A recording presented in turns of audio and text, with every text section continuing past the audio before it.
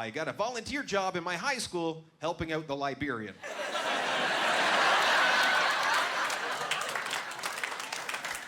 It's not nice to single out a whole race of people on your resume like that.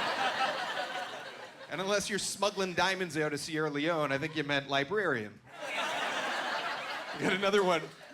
It said, I used to work at a record company. Among my many duties were to scout for new talent in the areas of spoken word, instrumental, and raping.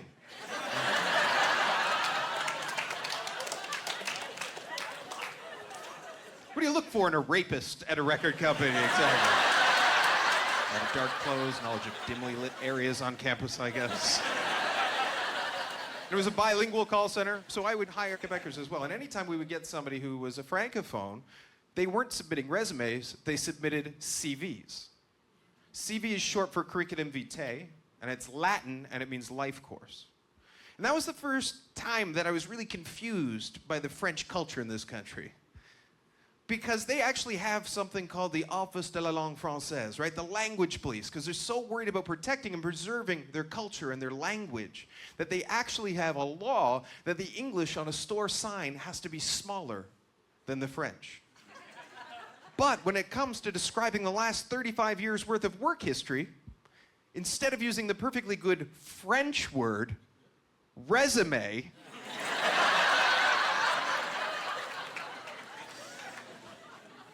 they're using the Latin. Are the Anglos using resume? They are, fuck them. We'll use Latin, the original French.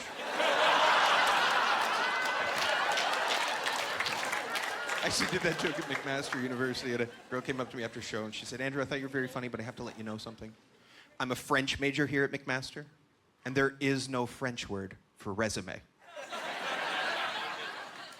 So don't go to McMaster, is what I...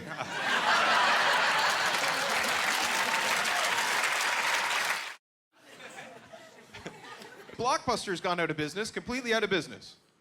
And that's amazing to me, because I was in there 3 times last week alone getting ideas on what to download. So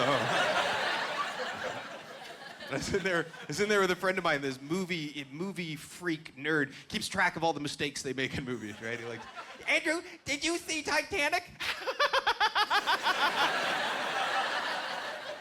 They actually had Pacific dolphins swimming in the Atlantic Ocean.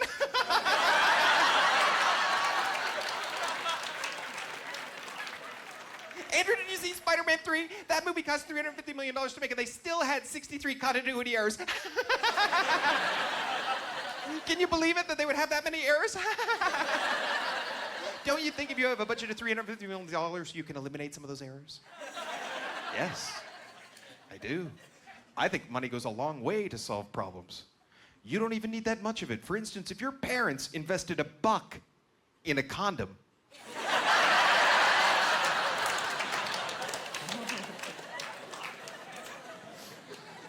I wouldn't have to call you my best friend. And I know I look a little bit like the Dr. House guy. Finally look like a celebrity, and he's a guy who's 20 years older than me. Right. But I know why I look 20 years older than I am, and it's because I hate everything. And that takes a toll on your system after a while. Like, last night, I was trying to get a great night's sleep to bring to you guys the best show I possibly can. And I couldn't get to sleep. Why? Because I couldn't stop hating salt and pepper shakers.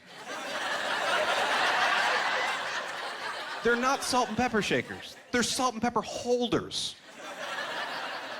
I'm the shaker.